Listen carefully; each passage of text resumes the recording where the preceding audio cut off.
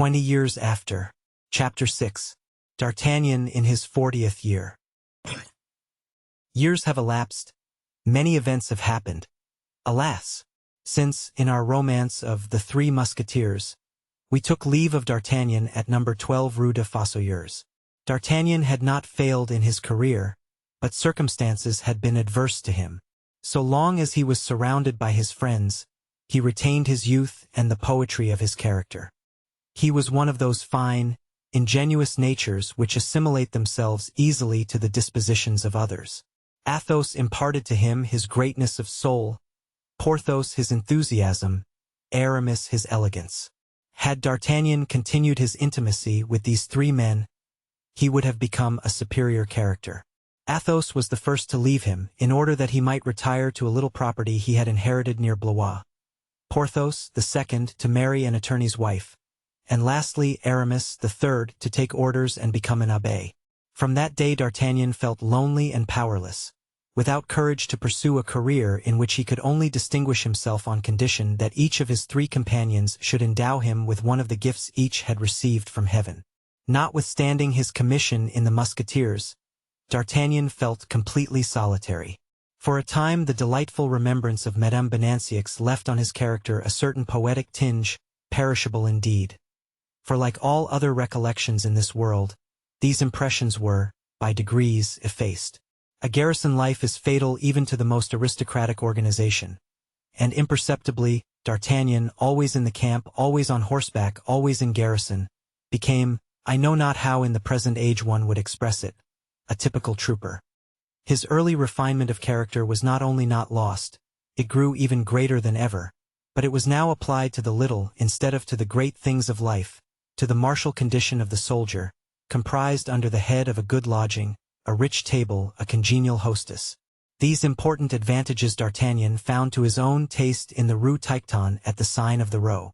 From the time D'Artagnan took quarters in that hotel, the mistress of the house, a pretty and fresh-looking Flemish woman, 25 or 26 years old, had been singularly interested in him, and after certain love passages, much obstructed by an inconvenient husband to whom a dozen times D'Artagnan had made a pretense of passing a sword through his body, that husband had disappeared one fine morning, after furtively selling certain choice lots of wine, carrying away with him money and jewels. He was thought to be dead. His wife, especially, who cherished the pleasing idea that she was a widow, stoutly maintained that death had taken him. Therefore, after the connection had continued 3 years, carefully fostered by D'Artagnan, who found his bed and his mistress more agreeable every year, each doing credit to the other, the mistress conceived the extraordinary desire of becoming a wife and proposed to D'Artagnan that he should marry her. Ah, fille! D'Artagnan repliait. Bigamy, my dear. Come now, you don't really wish it. But he is dead. I am sure of it. He was a very contrary fellow and might come back on purpose to have us hanged. All right. If he comes back you will kill him, you are so skillful and so brave. Peste! My darling. Another way of getting hanged. So you refuse my request? To be sure I do. Furiously. The pretty landlady was desolate. She would have taken D'Artagnan not only as her husband, but as her god. He was so handsome and had so fierce a mustache. Then along toward the 4th year came the expedition of Franche-Comté. D'Artagnan was assigned to it and made his preparations to depart. There were then great griefs, tears without end and solemn promises to remain faithful, all of course on the part of the hostess. D'Artagnan was too grand to promise anything. He purposed only to do all that he could to increase the glory of his name. As to that, we know D'Artagnan's courage. He exposed himself freely to danger, and while charging at the head of his company, he received a ball through the chest which laid him prostrate on the field of battle. He had been seen falling from his horse and had not been seen to rise. Everyone, therefore, believed him to be dead, especially those to whom his death would give promotion. One believes readily what he wishes to believe. Now in the army, from the division generals who desire the death of the general-in-chief, to the soldiers who desire the death of the corporals, all desire someone's death. But D'Artagnan was not a man to let himself be killed like that. After he had remained through the heat of the day unconscious on the battlefield, the cool freshness of the night brought him to himself. He gained a village, knocked at the door of the finest house, and was received as the wounded are always and everywhere received in France. He was petted, tended, cured, and one fine morning, in better health than ever before, he set out for France. Once in France, he turned his course toward Paris, and reaching Paris went straight to Rue Tiquetonne. But D'Artagnan found in his chamber the personal equipment of a man, complete except for the sword, arranged along the wall. "He has returned," said he. "So much the worse, and so much the better." It need not be said that D'Artagnan was still thinking of the husband. He made inquiries and discovered that the servants were new and that the mistress had gone for a walk. "Alone?" asked D'Artagnan. "With Monsieur." "Monsieur has returned, then?" "Of course," naively replied the servant. "If I had any money," said D'Artagnan to himself, "I would go away, but I have none. I must stay and follow the advice of my hostess, while thwarting the conjugal designs of this inopportune apparition." He had just completed this monologue, which proves that in momentous circumstances nothing is more natural than the monologue, when the servant maid, watching at the door, suddenly cried out, "Ah! See! Here is Madame returning with Monsieur." D'Artagnan looked out, and at the corner of Rue Montmartre saw the hostess coming along hanging to the arm of an enormous Swiss, who tiptoed in his walk with a magnificent air which pleasantly reminded him of his old friend Porthos. "Is that Monsieur?" said D'Artagnan to himself. Oh, he has grown a good deal, it seems to me." And he sat down in the hall, choosing a conspicuous place. The hostess, as she entered, saw D'Artagnan and uttered a little cry, whereupon D'Artagnan, judging that he had been recognized, rose, ran to her and embraced her tenderly. The Swiss, with an air of stupefaction, looked at the hostess, who turned pale. "Ah, it is you, Monsieur. What do you want of me?" she asked in great distress. "Is Monsieur your cousin? Is Monsieur your brother?" said D'Artagnan, not in the slightest degree embarrassed in the role he was playing. And without waiting for her reply, he threw himself into the arms of the Helvetian, who received him with great coldness. "Who is that man?" he asked. The hostess replied only by gasps. "Who is that Swiss?" asked D'Artagnan. "Monsieur is going to marry me," replied the hostess between two gasps. "Your husband, then, is at last dead?" "How does that concern you?" replied the Swiss. "It concerns me much," said D'Artagnan, "since you cannot marry Madame without my consent, and since—" "And since?" asked the Swiss. "And since I do not give it," said the Musketeer.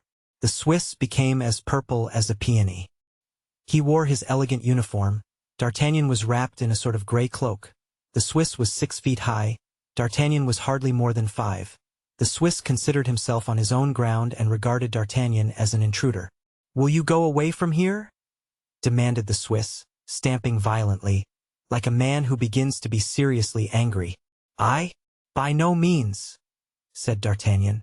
"Someone must go for help," said a lad, who could not comprehend that this little man should make a stand against that other man, who was so large. D'Artagnan, with a sudden accession of wrath, seized the lad by the ear and led him apart, with the injunction, "Stay you where you are and don't you stir, or I will pull this ear off. As for you, illustrious descendant of William Tell, you will straightway get together your clothes which are in my room and which annoy me, and go out quickly to another lodging." The Swiss began to laugh boisterously. "I go out," he said. "And why?" "Ah, very well," said D'Artagnan. "I see that you understand French. Come then, and take a turn with me, and I will explain." The hostess, who knew D'Artagnan's skill with the sword, began to weep and tear her hair. D'Artagnan turned toward her, saying, "Then send him away, madame." "Pooh!" said the Swiss, who had needed a little time to take in D'Artagnan's proposal. "Pooh! Who are you, in the first place, to ask me to take a turn with you?" "I am lieutenant in His Majesty's Musketeers," said D'Artagnan, "and consequently your superior in everything. Only, as the question now is not of rank, but of quarters, you know the custom. Come and seek for yours. The first to return will recover his chamber." D'Artagnan led away the Swiss in spite of lamentations on the part of the hostess, who in reality found her heart inclining toward her former lover, though she would not have been sorry to give a lesson to that haughty musketeer who had affronted her by the refusal of her hand. It was night when the two adversaries reached the field of battle. D'Artagnan politely begged the Swiss to yield to him the disputed chamber. The Swiss refused by shaking his head, and drew his sword. "Then you will lie here," said D'Artagnan. "It is a wretched bed, but that is not my fault, and it is you who have chosen it." With these words he drew in his turn and crossed swords with his adversary. He had to contend against a strong wrist, but his agility was superior to all force. The Swiss received 2 wounds and was not aware of it, by reason of the cold. But suddenly feebleness, occasioned by loss of blood, obliged him to sit down. "There," said D'Artagnan. "What did I tell you? Fortunately, you won't be laid up more than a fortnight. Remain here and I will send you your clothes by the boy. Goodbye. Oh, by the way, you'd better take lodging in the Rue Montorgueil at the Chat Capelote. You will be well fed there, if the hostess remains the same. Adieu." Thereupon he returned in a lively mood to his room and sent to the Swiss the things that belonged to him. The boy found him sitting where D'Artagnan had left him, still overwhelmed by the coolness of his adversary. The boy, the hostess, and all the house had the same regard for D'Artagnan that one would have for Hercules should he return to earth to repeat his 12 labors. But when he was alone with the hostess he said, "Now, pretty Madeline, you know the difference between a Swiss and a gentleman. As for you, you have acted like a barmaid. So much the worse for you, for by such conduct you have lost my esteem and my patronage. I have driven away the Swiss to humiliate you, but I shall lodge here no longer. I will not sleep where I must scorn. Ho there, boy! Have my valise carried to the Muid d'Amour, Rue de Bourdonnais. Adieu, madame." In saying these words D'Artagnan appeared at the same time majestic and grieved. The hostess threw herself at his feet, asked his pardon and held him back with a sweet violence. What more need be said? The spit turned, the stove roared, the pretty Madeline wept. D'Artagnan felt himself invaded by hunger, cold and love. He pardoned, and having pardoned he remained. And this explains how D'Artagnan had quarters in the Rue Tiquetonne, at the Hôtel de la Chevrette. D'Artagnan then returned home in thoughtful mood, finding a somewhat lively pleasure in carrying Mazarin's bag of money, and thinking of that fine diamond which he had once called his own, and which he had seen on the minister's finger that night. "Should that diamond ever fall into my hands again," he reflected, "I would turn it at once into money. I would buy with the proceeds certain lands around my father's chateau, which is a pretty place, well enough, but with no land to it at all, except a garden about the size of the Cemetery des Innocents, and I should wait in all my glory till some rich heiress, attracted by my good looks, rode along to marry me. Then I should like to have 3 sons. I should make the first a nobleman, like Athos, the second a good soldier, like Porthos, the third an excellent abbé, like Aramis. Faith, that would be a far better life than I lead now. But Monsieur Mazarin is a mean wretch who won't dispossess himself of his diamond in my favor." On entering the Rue Tiquetonne, he heard a tremendous noise and found a dense crowd near the house. "Oh ho!" said he. "Is the hotel on fire?" On approaching the Hotel of the Row he found, however, that it was in front of the next house the mob was collected. The people were shouting and running about with torches. By the light of one of these torches D'Artagnan perceived men in uniform. He asked what was going on. He was told that 20 citizens, headed by one man, had attacked a carriage which was escorted by a troop of the cardinal's bodyguard. But a reinforcement having come up, the assailants had been put to flight and the leader had taken refuge in the hotel next to his lodgings. The house was now being searched. In his youth D'Artagnan had often headed the bourgeoisie against the military, but he was cured of all those hot-headed propensities. Besides, he had the cardinal's 100 pistoles in his pocket, so he went into the hotel without a word. There he found Madeline alarmed for his safety and anxious to tell him all the events of the evening. But he cut her short by ordering her to put his supper in his room and give him with it a bottle of good Burgundy. He took his key and candle and went upstairs to his bedroom. He had been contented, for the convenience of the house, to lodge in the 4th story, and truth obliges us even to confess that his chamber was just above the gutter and below the roof. His first care on entering it was to lock up in an old bureau with a new lock his bag of money, and then as soon as supper was ready he sent away the waiter who brought it up and sat down to table. Not to reflect on what had passed, as one might fancy. No, D'Artagnan considered that things are never well done when they are not reserved to their proper time. He was hungry, he supped, he went to bed.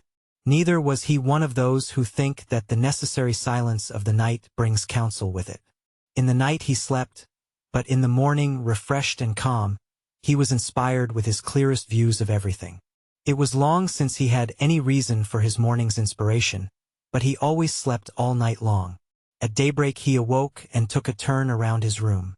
In 43, he said, just before the death of the late cardinal, I received a letter from Athos. Where was I then? Let me see. Oh, at the siege of Besançon I was in the trenches. He told me. Let me think. What was it? That he was living on a small estate, but where? I was just reading the name of the place when the wind blew my letter away, I suppose to the Spaniards. There's no use in thinking any more about Athos. Let me see. With regard to Porthos, I received a letter from him, too. He invited me to a hunting party on his property in the month of September, 1646. Unluckily, as I was then in Béarn, on account of my father's death, the letter followed me there. I had left Béarn when it arrived and I never received it until the month of April, 1647. And as the invitation was for September, 1646, I couldn't accept it. Let me look for this letter. It must be with my title deeds. D'Artagnan opened an old casket which stood in a corner of the room, and which was full of parchments referring to an estate during a period of 200 years lost to his family. He uttered an exclamation of delight, for the large handwriting of Porthos was discernible, and underneath some lines traced by his worthy spouse. D'Artagnan eagerly searched for the heading of this letter. It was dated from the Château du Vallon. Porthos had forgotten that any other address was necessary. In his pride he fancied that everyone must know the Château du Vallon. "Devil take the vain fellow," said D'Artagnan. "However, I had better find him out first, since he can't want money. Athos must have become an idiot by this time from drinking. Aramis must have worn himself to a shadow of his former self by constant genuflection." He cast his eyes again on the letter. There was a postscript. "I write by the same courier to our worthy friend Aramis in his convent." In his convent? What convent? There are about 200 in Paris and 3,000 in France. And then, perhaps, on entering the convent he changed his name. Ah! If I were but learned in theology I should recollect what it was he used to dispute about with the curate of Montdidier and the superior of the Jesuits, when we were at Crèvecoeur. I should know what doctrine he leans to, and I should glean from that what saint he has adopted as his patron. Well, suppose I go back to the cardinal and ask him for a passport into all the convents one can find, even into the nunneries? It would be a curious idea, and maybe I should find my friend under the name of Achilles.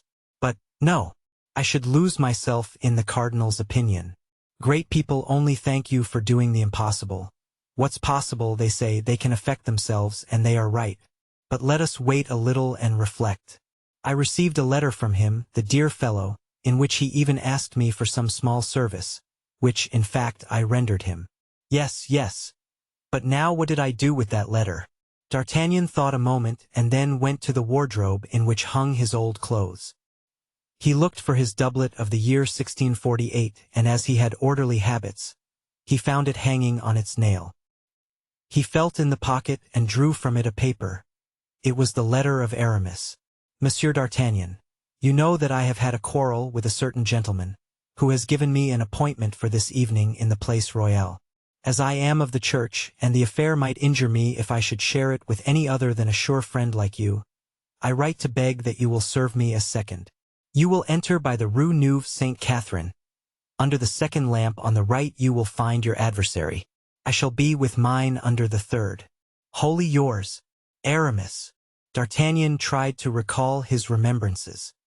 He had gone to the rendezvous, had encountered there the adversary indicated, whose name he had never known, had given him a pretty sword stroke on the arm, then had gone toward Aramis, who at the same time came to meet him, having already finished his affair. "It is over," Aramis had said. "I think I have killed the insolent fellow. But, dear friend, if you ever need me you know that I am entirely devoted to you." Thereupon Aramis had given him a clasp of the hand and had disappeared under the arcades. So, then, He no more knew where Aramis was than where Athos and Porthos were, and the affair was becoming a matter of great perplexity, when he fancied he heard a pane of glass break in his room window. He thought directly of his bag and rushed from the inner room where he was sleeping. He was not mistaken. As he entered his bedroom, a man was getting in by the window. "Ah, you scoundrel!" cried D'Artagnan, taking the man for a thief and seizing his sword. "Sir," cried the man, "in the name of heaven, put your sword back into the sheath and don't kill me unheard. I'm no thief, but an honest citizen, well off in the world, with a house of my own. My name is, but surely you are Monsieur d'Artagnan." "And thou, Planchet," cried the lieutenant. "At your service, sir," said Planchet, overwhelmed with joy. "If I were still capable of serving you." "Perhaps so," replied D'Artagnan. "But why the devil dost thou run about the tops of houses at 7 o'clock of the morning in the month of January?" "Sir," said Planchet, "you must know, but perhaps you ought not to know." "Tell us what," returned D'Artagnan. "But first put a napkin against the window and draw the curtains." "Sir," said the prudent Planchet, "in the first place, are you on good terms with Monsieur de Rochefort?" "Perfectly, one of my dearest friends." "Ah, so much the better. But what has de Rochefort to do with this manner you have of invading my room?" "Ah, sir, I must first tell you that Monsieur de Rochefort is—" Planchet hesitated. "Egad, I know where he is," said D'Artagnan. "He's in the Bastille." "That is to say, he was there," replied Planchet. "But in returning thither last night, when fortunately you did not accompany him, as his carriage was crossing the Rue de la Ferronnerie, his guards insulted the people, who began to abuse them. The prisoner thought this a good opportunity for escape. He called out his name and cried for help. I was there. I heard the name of Rochefort. I remembered him well. I said in a loud voice that he was a prisoner, a friend of the Duc de Beaufort, who called for help. The people were infuriated. They stopped the horses and cut the escort to pieces, whilst I opened the doors of the carriage, and Monsieur de Rochefort jumped out and soon was lost amongst the crowd. At this moment a patrol passed by. I was obliged to sound a retreat toward the Rue Tiquetonne. I was pursued and took refuge in the house next to this, where I have been concealed between two mattresses. This morning I ventured to run along the gutters and—" "Well," interrupted D'Artagnan, "I am delighted that de Rochefort is free, but as for thee, if thou shouldst fall into the hands of the king's servants, they will hang thee without mercy. Nevertheless, I promise thee thou shalt be hidden here, though I risk by concealing thee neither more nor less than my lieutenancy, if it was found out that I gave one rebel an asylum." "Ah, sir, you know well I would risk my life for you." "Thou mayst add that thou hast risked it, Planchet. I have not forgotten all I owe thee. Sit down there and eat in security. I see thee cast expressive glances at the remains of my supper." "Yes, sir. For all I've had since yesterday was a slice of bread and butter, with preserves on it. Although I don't despise sweet things in proper time and place, I found the supper rather light." "Poor fellow," said D'Artagnan. "Well, come, set to." "Ah, sir, you are going to save my life a second time," cried Planchet. And he seated himself at the table and ate as he did in the merry days of the Rue de Fossoyeurs, whilst D'Artagnan walked to and fro and thought how he could make use of Planchet under present circumstances. While he turned this over in his mind, Planchet did his best to make up for lost time at table. At last he uttered a sigh of satisfaction and paused, as if he had partially appeased his hunger. "Come," said D'Artagnan, who thought that it was now a convenient time to begin his interrogations. "Dost thou know where Athos is?" "No, sir," replied Planchet. "The devil thou dost not. Dost know where Porthos is?" "No, not at all." "And Aramis?" "Not in the least." "The devil! The devil! The devil!" "But, sir," said Planchet with a look of shrewdness, "I know where Bazin is." "Where is he?" At Notre Dame. "What has he to do at Notre Dame?" "He is beadle." Bazin bidule at Notre Dame. "He must know where his master is." "Without a doubt he must." D'Artagnan thought for a moment, then took his sword and put on his cloak to go out. "Sir," said Planchet in a mournful tone, Do you abandon me thus to my fate? Think, if I am found out here, the people of the house, who have not seen me enter it, will take me for a thief. True, said D'Artagnan. Let's see. Canst thou speak any patois? I can do something better than that, sir. I can speak Flemish. Where the devil didst thou learn it? In Artois, where I fought for years. Listen, sir. Goeden Morgen. Meneer, 18 begire Louis 10, the G sond heats stand. Which means, good day, sir. I am anxious to know the state of your health. He calls that a language, but never mind, that will do capitally.